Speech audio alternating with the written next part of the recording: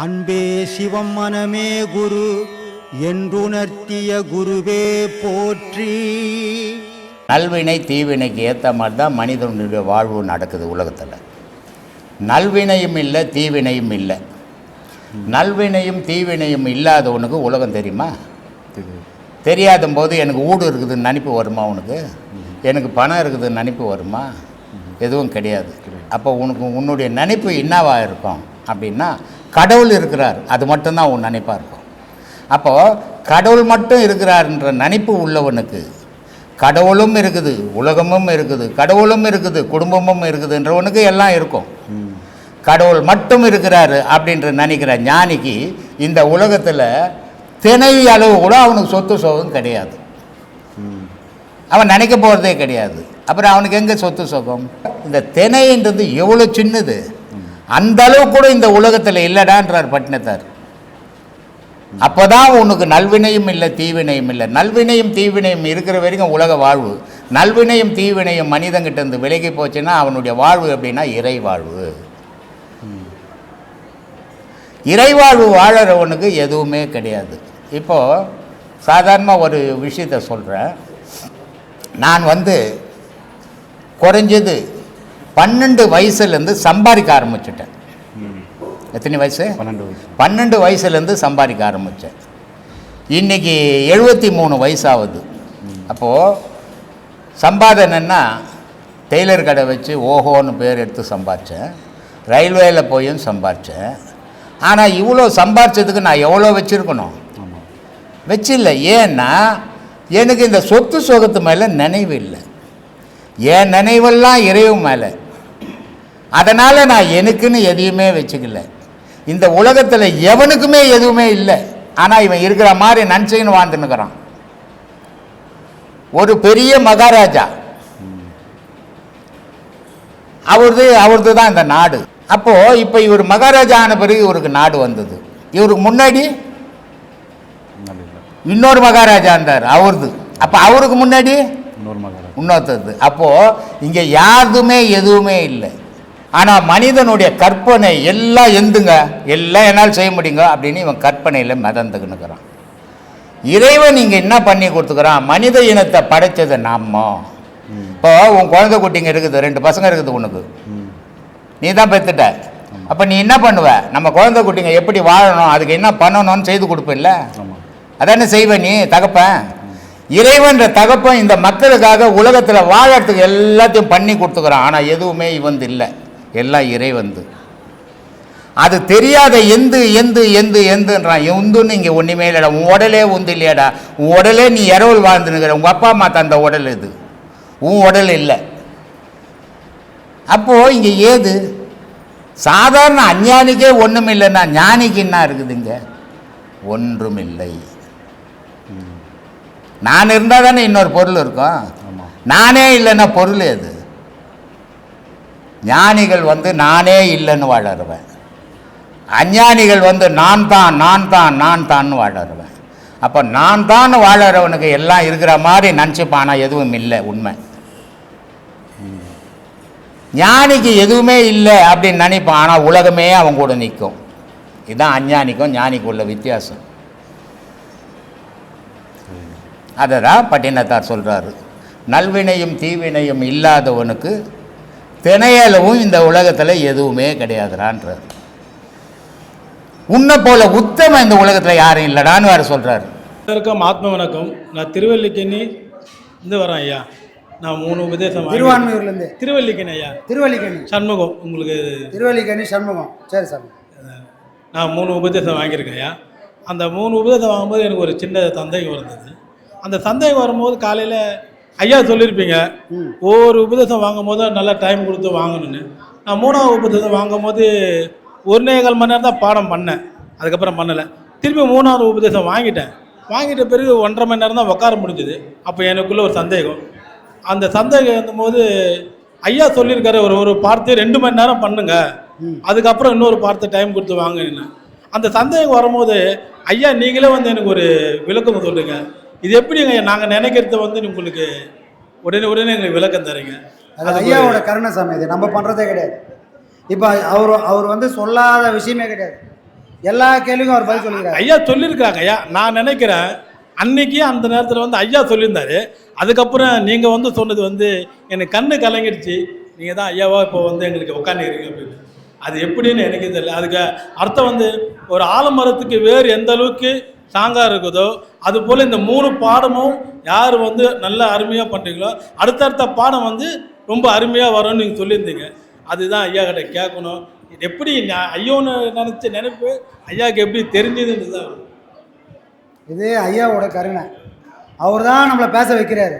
உங்கள் மனசில் இருந்த சந்தேகம் எனக்கு தெரியுமா? தெரியாது. ஆனால் என்ன சந்தேகன்றது அவருக்கு தெரியும். அவர்கிட்ட தான் சொன்னேன். பதில யார் மூலியமா வர வைக்கிறாரு? யாரும் இல்லைங்க, நீங்கள் தானே ஐயா. அது சரி, வேற யாரும் இல்லையே. சரி, அப்போ பதில் யாருது? ஐயாது தான். ஒன்றுமே கிடையாது. இது வாய் லிப்பும் ஒன்று தான் பண்ணிட்டு இருக்கோம், வேற ஒன்றும் கிடையாது. நம்மக்கிட்ட ஒன்றுமே கிடையாது. நம்ம ஒரு பெரிய ஜீரோ, அவ்வளோதான். ஐயா நம்மளை வச்சு அவர் என்னெல்லாம் செய்யணும்னு நினைக்கிறாரோ அதை செய்ய வைப்பார். அதனால தான் நமக்கு ஒரு பெருமையும் கிடையாது. ஆனால் நான் எனக்கு தெரிஞ்ச ஐயா நானும் ஒரு பாவம் பண்ணணும்னு தான் நினைக்கிறேன். ஏன்னா ஐயாவை நேரில் பார்க்கல. நேரில் பார்க்காம 2021/6/2024 தான் முதல் உபதேசம் வாங்கினேன். அதுக்கப்புறம் பாடம் வந்து பண்ணிட்டு வரேன். ஐயாவை நேரில் பார்க்கறது ரொம்ப மனசு கஷ்டம் இருந்ததால் பாடம் பண்ணேன். ஐயாவோட ஸ்பீச் மட்டும்தான் இன்னி வரைக்கும். நான் எப்படி இந்த உபதேசத்துக்கு வந்தேன்னா, நான் ஒரு ராமர் பக்தன். 5ஆம் மாதம் ராமநவமி நடக்குது. ராமநவமி கோயில் டெய்லியும் போவேன், டெய்லியும் பூஜை பண்ணுவேன். நானே பூ போட்டு டெய்லியும் பிரசாதம் கொடுத்துருவேன். அந்த ஊரில் அன்றைக்கி திருவிழா நடத்துகிறாங்க. ஊருக்கு பூரா லைட்டு போட்டாங்க, பிரசாதம் கொடுத்துறாங்க. அங்கே அம்மன் சிலையும் இருக்குது, சிவன் சிலையும் இருக்குது. ரெண்டுத்துக்கும் பூஜை பண்ணுறாங்க. நான் தான் அலங்காரம் பண்ணுறேன், அம்மனுக்கும் சிவனுக்கும். எல்லாம் பிரசாதமாக வாங்கிட்டு வந்து வச்சுட்டாங்க. ஆனால் ராமருக்கு ஒரு துளசி மாலை போட்டு பூஜை முடிச்சுட்டாங்க. நான் கேட்டேன், பிரசாதம் கொடுக்குறீங்க, லைட்லாம் போட்டீங்க, ஆனால் அந்த ஐயாவுக்கு அலங்காரம்லாம் பண்ணாமல் பூஜை போடுறீங்களே, இதெல்லாம் உங்களுக்கு நியாயமாக தெரியுதா? பிரசாதம் வந்து சாமி சாப்பிட போதா? அந்த அலங்காரம் மட்டும் தான் அந்த ஐயா ஏற்றுக்க போகிறாரு. அதை பண்ணும் போது அங்கே ஊருக்குள்ளே சின்ன தகராறு வந்துட்டு என்னை ஒரு மாதிரி பேசிட்டாங்க. அன்றைக்கி அந்த கோவில் விட்டு நான் வெளியே வந்துட்டேன். அந்த ஐயா சன்னிதியில் நின்று, இனிமேல் உங்கள் கோவிலுக்கு நான் வரமாட்டேன், இதுதான் கடைசின்னு சொல்லி வந்துட்டு ஒரு 2-3 நாளில் வந்து ஐயாவோட வீடியோ தான் வந்தது. நம்ம கோவிலுக்கு போகாமல் இருக்கவும் முடியாது, ஒரு நாள் சாமி கூடாமல் இருக்க முடியாது. அப்போ ஐயா சொன்ன வார்த்தை, உனக்குள்ளே இருக்குது அதை தேரா, ஏன்னா எங்கேயே தேர. எப்படி இந்த இடம் எனக்கு தெரியாது. நான் தனி மனிதன். ஒரு ஃப்ரெண்டை திருவள்ளூரில் ஃபோன் பண்ணி கேட்டு வந்தேன். இங்கே பாடம் கொடுக்குறாங்களோன்னு எனக்கு தெரியாது. ஒரு வேட்டி மட்டும் பாப்பா வீடியோவில் பார்த்தோம், எல்லாம் வெள்ளை வேச்சு கட்டியிருப்பாங்க, அதை கட்டின்னு வந்த உடனே பாடம் கொடுத்தாங்க. இன்றைக்கி நான் எங்கே இருக்குன்னு எனக்கே தெரியல. இது கோவிலுக்கு போகிறதுக்கு மனசு இல்லை, எதுவுமே இல்லை. அது எப்படி நடந்தது ஐயா கேட்டேன்.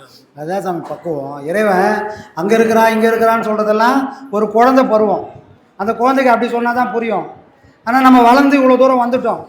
வாழ்க்கையில் படக்கூடாத துன்பெல்லாம் பட்டுட்டு ஒரு பக்குவத்தோடு வந்து குருவோட காதத்தை பிடிச்சோன்னே எங்கேயோ இருக்கிற தெய்வத்தை இந்த ஊன் உடம்புக்குள்ளே நமக்கு ஐயா காட்டி கொடுக்காரு. அவரால் மட்டும்தான் அது சாத்தியம். வேறு யாருக்கும் அந்த சாமர்த்தியம் பத்தாது. யார் ஒருத்தர் இறைவனை பார்த்தாங்களோ அவங்களால மட்டும்தான் இறைவனை காட்டி கொடுக்க முடியும். விவேகானந்தருக்கு ராமகிருஷ்ணர் இல்லைன்னா விவேகானந்தருக்கு இறைவனை யாராலையும் காட்டி கொடுத்துருக்கவே முடியாது. அதை போல் நாம் எல்லாம் விவேகானந்தர் மாதிரி தான், ஐயா ராமகிருஷ்ணர் மாதிரி. இவர் ஒருத்தர் இல்லைன்னா நமக்கு யாரும் காட்டி கொடுக்க நாதி இல்லாமல் ஆகிட்டுருக்கோம். அதனால் இதை ஐயாவை எந்த சூழ்நிலையிலையும் நாம் மறக்கவே கூடாது. கண்ணை இமைக்கிற நேரத்தில் கூட மூடும்போது அவரை நினைக்கணும், திறக்கும் போது அவரை தான் நினச்சிருக்கணும். அவ்வளோ உண்மையாக இருந்தோம்னா கண்டிப்பாக இதுக்கெல்லாம் வீண் பாவா சொல்லிடுங்க. சரிங்களா? அதனால் வருத்தமே வேண்டாம். அதெல்லாம் அந்த பழைய கதையெல்லாம் மறந்துடும். நாம் ரொம்ப தூரம் தாண்டி வந்துட்டோம். ஆதங்கமே இருக்கக்கூடாது. நம்ம மாதிரி பாடம் பண்ணுறவங்களுக்கு ஆதங்கமே வரக்கூடாது. தெரிஞ்சே தான் நம்ம கொடுத்துட்டு வரோம். ஆதங்கம் பண்ணுறதுல ஒன்றுமே இல்லை. சில இது காலத்தோட கட்டாயம், அதில் நான் கொடுக்க மாட்டேன், இப்படி தான் இருப்பேன்னா அதுக்கான விலை வேறு மாதிரியாக இருக்கும். புரியுதுங்களா?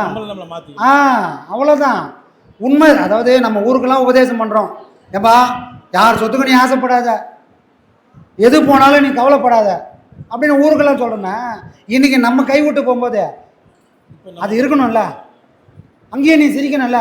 ஊரெல்லாம் சிரிக்க சொல்லிவிட்டு நமக்கு ஒரு துன்பம் வந்தானே ஒன்று ஒப்பர வச்சா பேசுறதுக்கும் செயலுக்கும் சம்மந்தம் இல்லாமல் ஆகிடும்ல. இப்போ நம்ம பேசுறதும் செய்யறதும் ஒரே மாதிரி இருக்குதான். இதுதான் ஞான பாதையில் போகிறதுக்கு அர்த்தம். எது இருந்தாலும் இல்லைனாலும் நம்ம நில தடுமாறாமல் இருக்கிறோம்ல, இதை விட வேறு என்ன வேணும்? இது ஒன்று தான் நம்ம கூட வரப்போகுது, வேறு எதுவுமே நம்ம கூட வராது சார். அதனால் ஐயா இருக்கார், அவர் கொடுத்த கலை இருக்குது, வேறு ஒன்றும் நம்ம வேணாம். ஆனால் இப்போ என்னால் 2.25 மணி நேரம் பண்ண முடியுதுங்க. அது எப்படின்னு தெரியல. காலையில் 4 மணி 4:15 உட்காந்து 6:15 வரைக்கும் பாடம் போயிட்டு இருக்குது 3 பாடம். ஐயா சொன்ன மாரி எப்போ நம்ம அனுபவம் நல்லா வருதோ அதுக்கப்புறம் இன்னொரு பாடம் வாங்கிக்கங்க, அடிக்கடிக்கு வேணான்னு சொன்னதுங்க. அதனால் பாடம் நல்லா வரும்போது இன்னொரு பாடம் வாங்க. சரி சரி. ஆத்மா வணக்கம். ஆத்மா.